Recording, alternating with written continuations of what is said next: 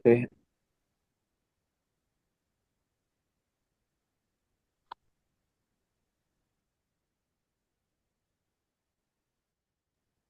oke, Assalamualaikum warahmatullahi wabarakatuh. Selamat pagi. Perkenalkan, kami dari kelompok 11 ingin mempresentasikan hasil diskusi kami mengenai perancangan pabrik pengolahan keju berbasis susu sapi di PT Mutiara.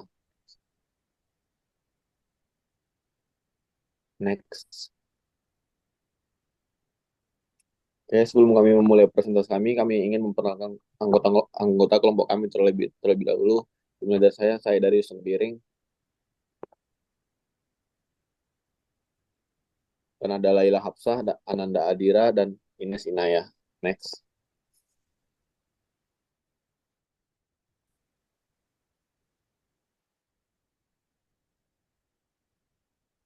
Keju adalah sebuah makanan yang dihasilkan dari zat-zat padat dalam susu melalui proses pengentalan atau koagulasi.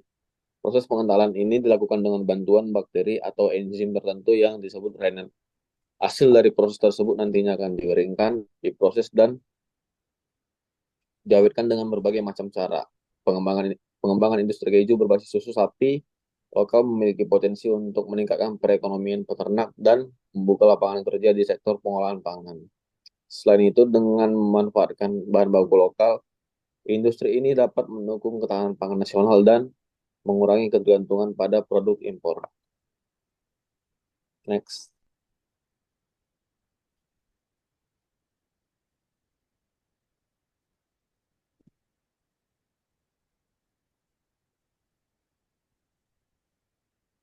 Untuk lokasi pabrik itu sendiri berlokasi di Kampung Susu, Kuntul Utara, RT 04 RW 02, Munjungan, Kalipucung, Kecamatan Tutur, Kabupaten Pasuruan, Jawa Timur.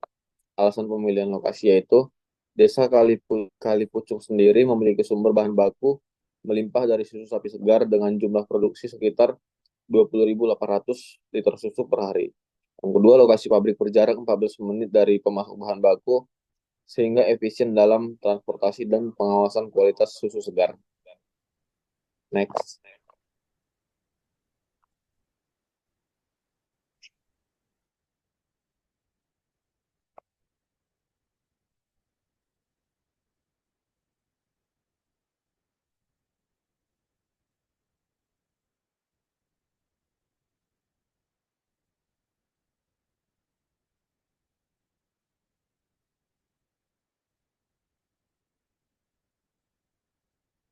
Faktor primer dan sekunder. Untuk yang primer, lokasi pabrik dekat dengan sumber bahan baku susu sapi segar di Desa Kalipucang, mempermudah pengadaan dan mengurangi risiko kerusakan saat transportasi.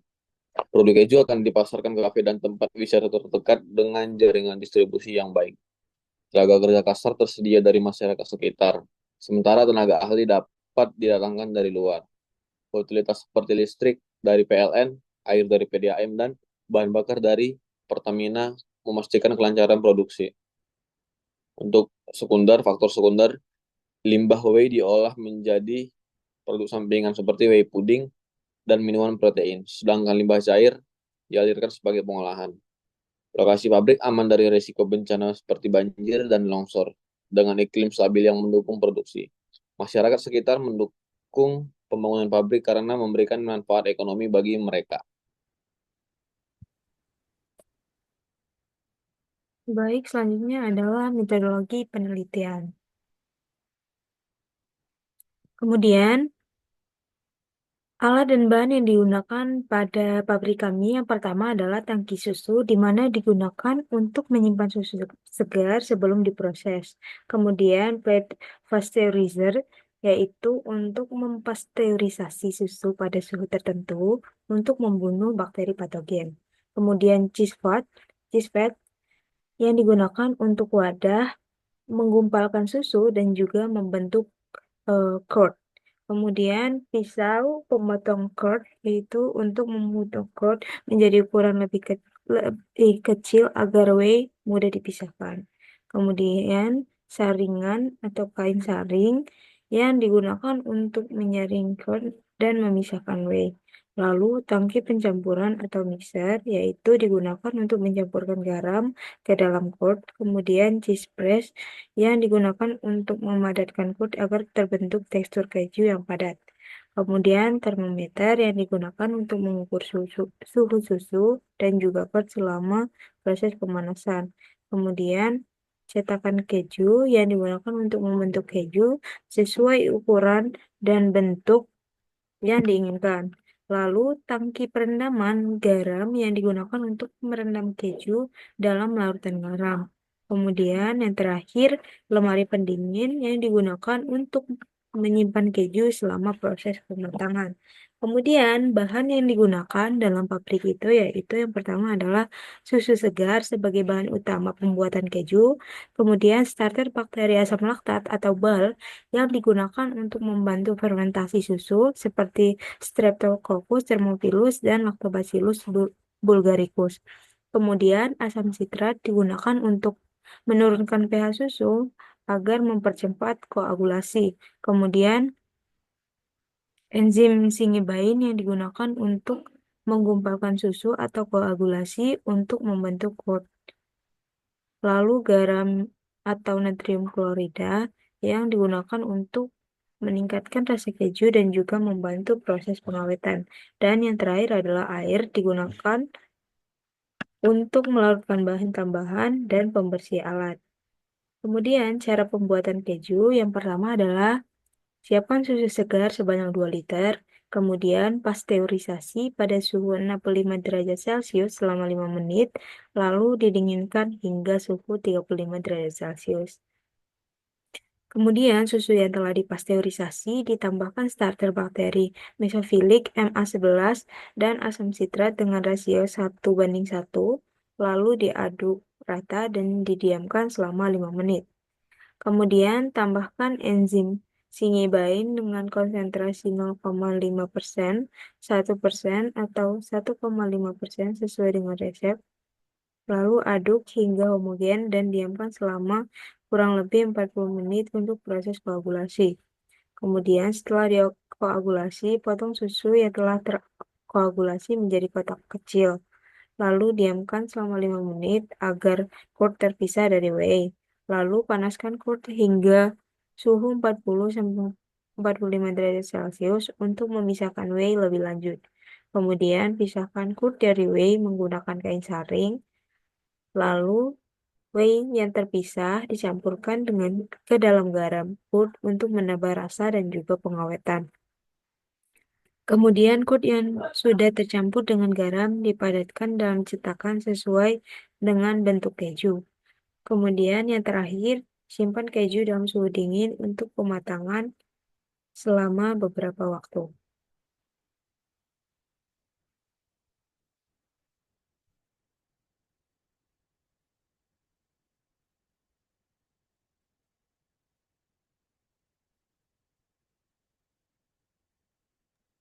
Yang selanjutnya adalah sifat atau karakteristik bahan baku.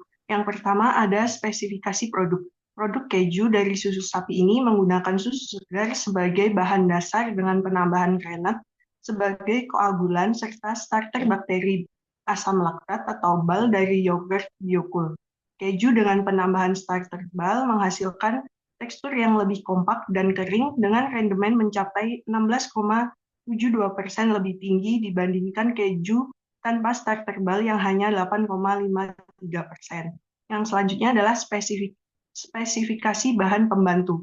Starter BAL yang terdiri dari bakteri Streptococcus thermophilus, Lactobacillus bulgaricus, Lactobacillus acidophilus, dan Bifidobacterium berfungsi memfermentasi laktosa menjadi asam laktat dan membentuk prot.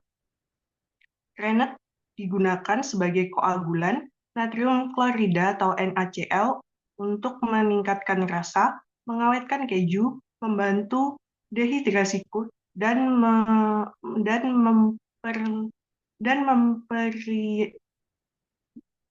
memperlihatkan aktivitas bakteri perusak. Asam sitrat ditambahkan untuk menurunkan pH susu, meningkatkan aktivitas rennet, dan mempercepat koagulasi. Air digunakan untuk melarutkan rennet dan garam. Next. Seleksi pemilihan proses. Metode proses pembuatan keju dari susu sapi yang dipilih adalah metode dengan penambahan starter bakteri asam laktat atau BAL. Metode dengan penambahan starter BAL dipilih karena meningkatkan rendemen keju hingga 16,72%, lebih tinggi dibandingkan tanpa BAL. Penggunaan BAL juga menghasilkan aroma dan rasa yang lebih kompleks dan khas, serta tekstur kulit yang lebih padat dan kering, yang memudahkan pengeringan whey dan meningkatkan efisiensi produksi. Selain itu, metode ini mempertahankan nilai gizi keju dengan kandungan protein, kalsium, dan vitamin yang lebih tinggi, serta menambahkan manfaat kesehatan dari bakteri probiotik yang mendukung pencernaan.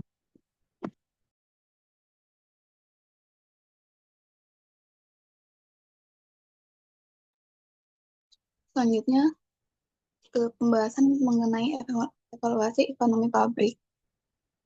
Next.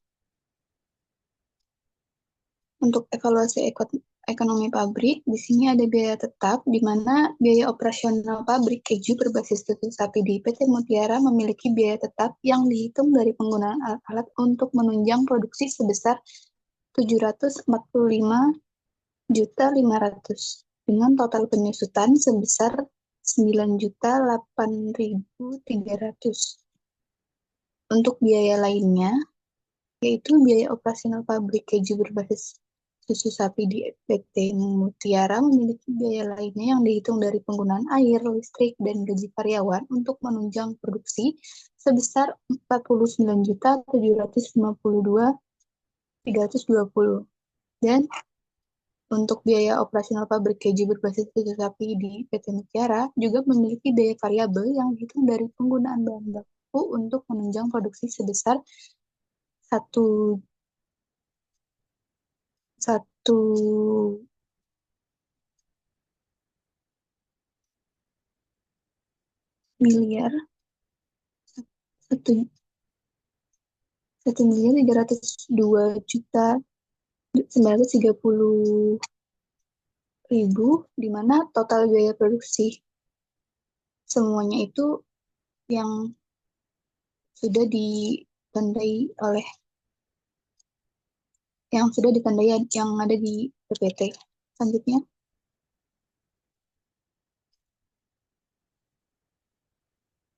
untuk evaluasi ekonomi pabrik, kita menghitung dari proyeksi laba rugi, di mana pendapatan itu didapat dari harga jual dikali total produk yang terjual, di mana hasilnya 55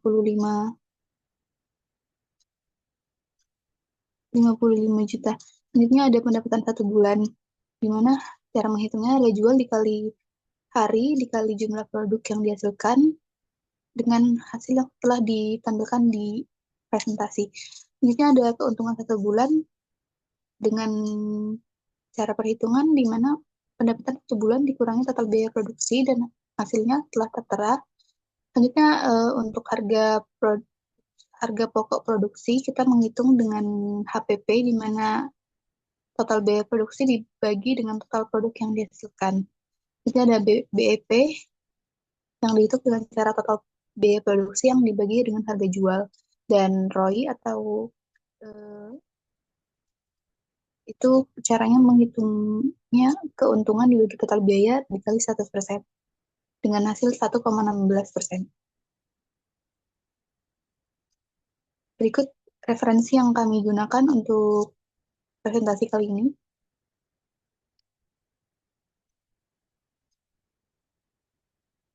Mungkin itu saja yang dapat kami sampaikan dari laporan kelompok untuk mata kuliah PUPP kali ini. Kurang lebihnya kami mohon maaf. Wassalamualaikum warahmatullahi wabarakatuh.